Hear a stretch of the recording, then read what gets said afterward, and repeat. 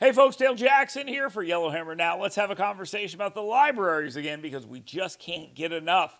In just a moment, we'll talk about something that was said on Alabama Public Television by Dr. Nancy Pack. She is the head of the Alabama Library Group. We'll listen to what she had to say to Todd Stacy on Capital Journal. But before we do, I want to talk a little bit about the issue, and we've seen some of it bubble up over the weekend. I was told on social media that we need to allow libraries to be dangerous places. In a democracy, a library should be dangerous. These are the kind of things that are said by people who don't want to defend the actual issue. We're constantly stuck in this loop now of where we say anyone that wants to take a book out of a library is a censor. And you'll hear this language talked about in the interview with Dr. Pack and Todd Stacy. Censorship. This is not about censorship. This is about what's appropriate for the community because the community is paying for those libraries. That's how this all works. And whether it's one library or every library in the state, if they have a book that is inappropriate for children and it's available to those children, well, then the people are going to be upset about that and they're going to have their say. I don't know why librarians have become radicalized here recently, why the media has decided to pretend they're all radicalized and they all hate the idea of someone saying, hey, maybe you shouldn't show that book showing graphic sex or graphic language to children, why that's a terrible thing and they all want to do it. I don't understand that. But Dr. Pack has been contacted by the governor, and she's now in the middle of this case. But she's not the only one in the middle of this case. And I have to remind people of this over and over and over again. You got to pay attention here. Okay, this is worth noting and worth paying attention to. This was at YellowhammerNews.com.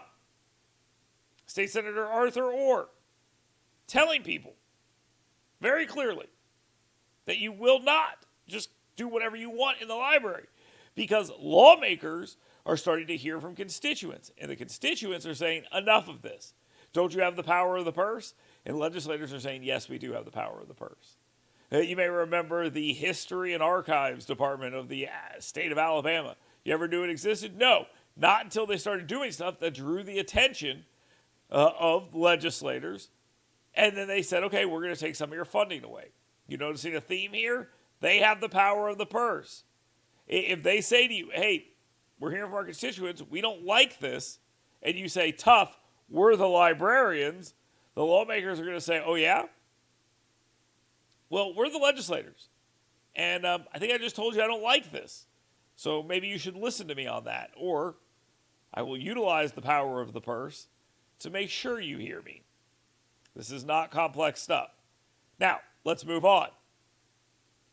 Let's go to Alabama's public television, Capital Journal. Todd Stacy interviewing Dr. Nancy Peck. She is with the Library Association here in the state of Alabama. And he's going to ask her, what's up with these books? What should you guys be doing with this? Let's get to the issues. There's been some recent controversy over content, right? Some local flare-ups in a handful of cities in Alabama about content, sexually charged things, talking about gender identity, things like this, books that were available to children, parents having some problems with that at the local level. Talk about that from your perspective, from the state agency, and how you've responded to all that. From the state agency, we really have no control over that. It goes down to the local level. The local level decides what materials go into their collection, and it is the local libraries that set the policies for the viewing, where they locate the materials, and it's all up to local policy and procedure. Of taxpayer-funded libraries, which means that local taxpayers have a say in what's going on. And this isn't talked about enough, but just think about the words here, okay? She's saying it's up to them to decide what they bring into the library and where they put it. No one's disagreeing with that. They're saying make better decisions. That's what they're saying. If you say we're going to carry this book and we're not going to carry this book, well, then that's censorship. Yeah, if you're stupid, you'd refer to that as censorship, and we're about to see someone do that. But it's not censorship. It's just topic selection. Okay? And they are allowed to make that decision. And when they do, other people are allowed to say, I don't like that decision. From my point of view, our point of view in my library career, there is always going to be censorship, whether it is with this topic or whether it's a topic such as Halloween, or someone who doesn't like the Harry Potter books because they have sorcery in them. When you look back through the ages, even our famed Alabamian Kill a Mockingbird author, her book was criticized and banned and was taken off shelves. And what I see is there will always be some type of censorship going. It's not censorship to take a book off the shelf. Stop using those words. You are a librarian. Stop using words incorrectly, please. Banned, censored, that's not what's happening here. And the people that wanted to kill a mockingbird, taken off the shelf, it usually had a lot to do with the N-word being used in that book. That's what that was usually about. And it came from the left. Okay? That's where this all starts. The censorship is not generally a tool of the right. I know we like to pretend that it is, but in the instance she's raising, it wasn't. Now, the witchcraft stuff, I get where she's coming from that perspective. If people are concerned about that, there is nothing inherently wrong with Harry Potter or any of that other stuff. It's just silly nonsense. But those people need to be heard, and then you make a decision. Just like in this case, people need to be heard and make a decision. But calling it censored and banned and stuff, that's garbage. Going on in libraries over something that someone does not feel is appropriate for their community or their child. And particularly when we're dealing with children, I agree with Governor Ivey that children should be able to use the library and encourage them to read, because that's a place where they can read anything they want to read and have a wide assortment of books and opinions. However, I think there is the parental guidance that is needed in a library, with the parents deciding what is appropriate for their child to read. Yeah, and I mean, I can understand with some of these, even just the titles of the books. I haven't read them, but yeah, pretty sexually charged.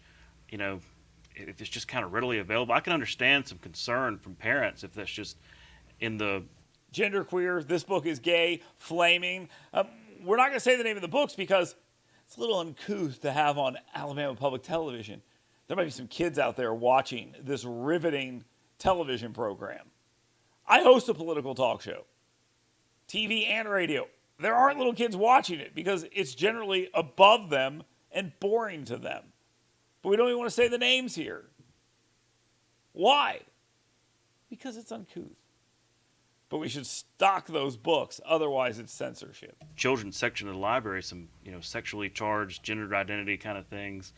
So talk about the balance that local libraries have to have between that right to information, right? A child has a right to just peruse and have the information versus community values and making sure that inappropriate content is put in a different place. How do you balance that as a local library? First off, there is no right to information. That's number one. Show me where that is in the Constitution. That would be the first thing to say. They don't have a right to information, okay? Some of these books lay out how to have different types of sex. They don't have a right to that information. There's no right to that information, and it's not required or a right that it's provided for them for free at the public library. If you want your kid to read some of these books, go buy them for your kid. Okay? That's as simple as it can be. If they won't carry to the library, go buy them for your kid. The books aren't banned. If they were banned, you wouldn't be able to get them anywhere. That's why they're not banned. If anything, this is probably helping them sell more of those books, those poor kids whose parents are buying them. Very weird stuff here. But, would they stock Matt Walsh's book about the kid who wants to be a walrus, Johnny the Walrus? I don't think so. I do not think so. Would they stock Kirk Cameron's book? No, that was an absolute problem they had. They didn't want Kirk Cameron to come into the libraries in Alabama. And that was up and down the chain. From the Alabama Library Association to the American Library Association. Is that censorship? They didn't view it that way. But they wanted to keep them from using the library, a public facility.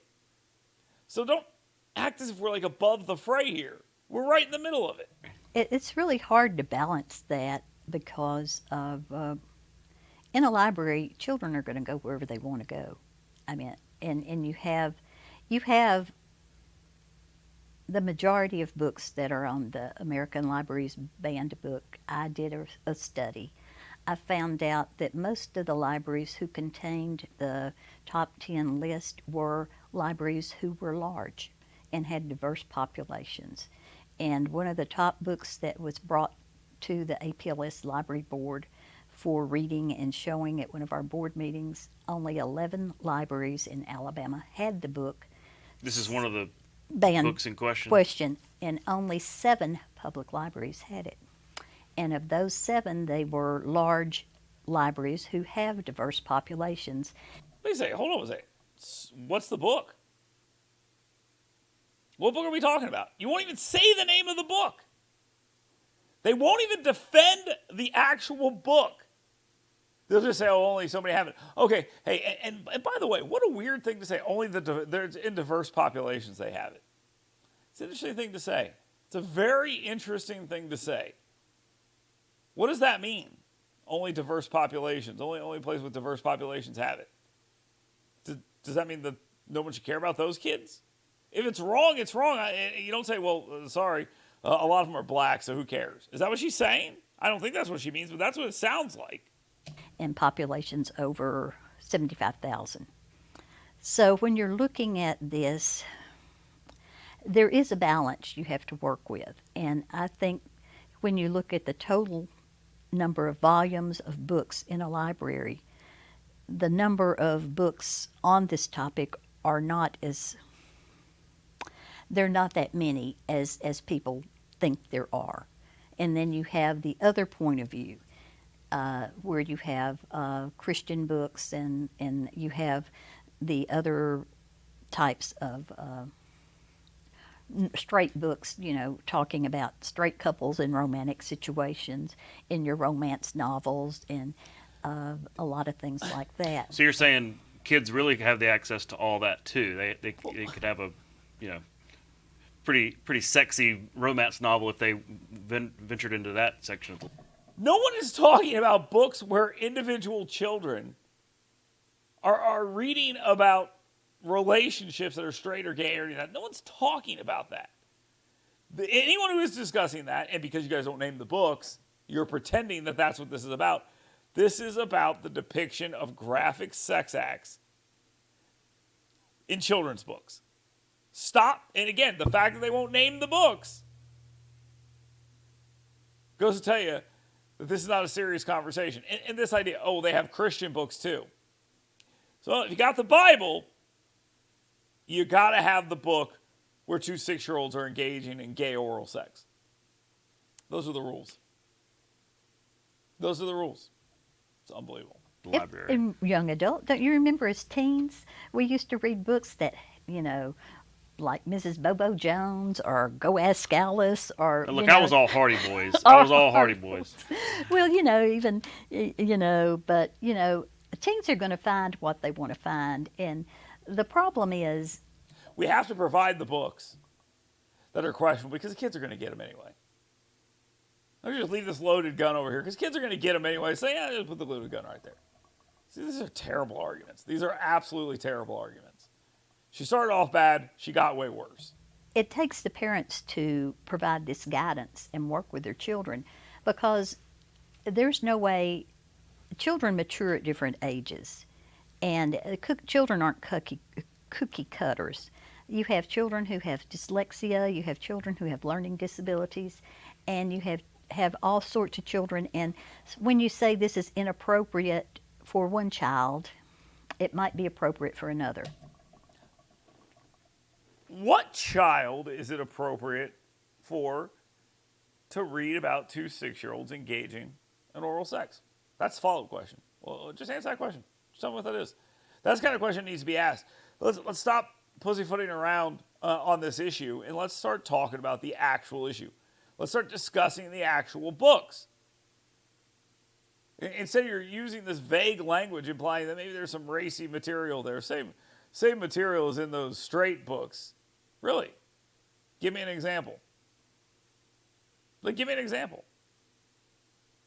This is a cultural revolution. and they're lying to you about what it's about. If I was Kay Ivey and I saw this, I would not be happy. She is not helping my cause of trying to calm this nonsense down. She's actually inflaming it. So it gets down to the parent talking to the child that's appropriate. You have children who want to see their family. And you see in most children's books, you see a mom, a dad, and children.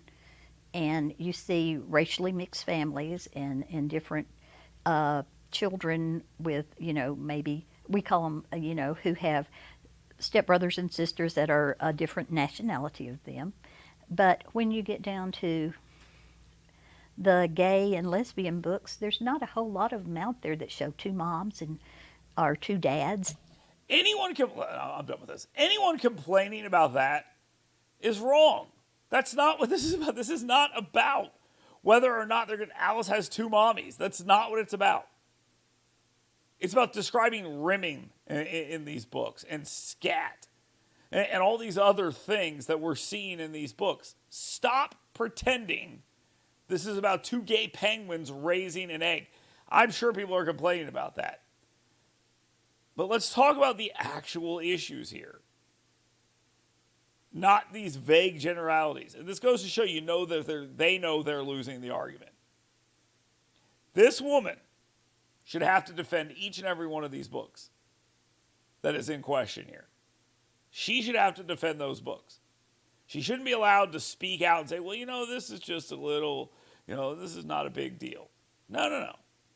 It's about, I was going to say something pretty crazy. Actually, I'll say it. This is not about how Alice has two mommies. It's about describing how Alice's two mommies have sex with each other. That's what it's about. And if she is pretending she doesn't understand that, then I'm sorry. I can't help her. She better enjoy losing because you're going to continue losing. Every single time you will lose this argument if this is the path you're going to go down. Everyone knows what's actually going on here. It's not about showing families and all this other stuff. It is about depicting sexual acts graphically for children. That's why they got so mad when Clean Up Alabama said, hey, maybe we should not be exempting librarians when they provide harmful content to kids. And people said, oh my God, how dare they? The media, they want to lock up librarians. So the librarians admit they're providing harmful content to kids. I bet you that's not about two penguins and an egg. That's about how Johnny's two dads get down. That's what it's about, graphically. So if we're not going to have a serious conversation about it, these librarians, they're going to lose. Those of you on the left and the media who want to radicalize this issue and radicalize these librarians, go right ahead. You will lose. The legislature will come for you, and you will lose. You can either listen to the people or you can feel the pinch. That's what's going to happen here because politically, it will not hurt people who say enough of this nonsense. The people saying enough of this nonsense will win politically. So continue down this path of pretending you don't understand, and really that's their biggest asset is by going, I just don't get what you're talking about. That's their biggest asset. But if they keep doing that, they will lose. They will lose funding, they will lose support, and they will lose jobs. At the end of the day, that's what's going to happen here. And you know what? Probably should.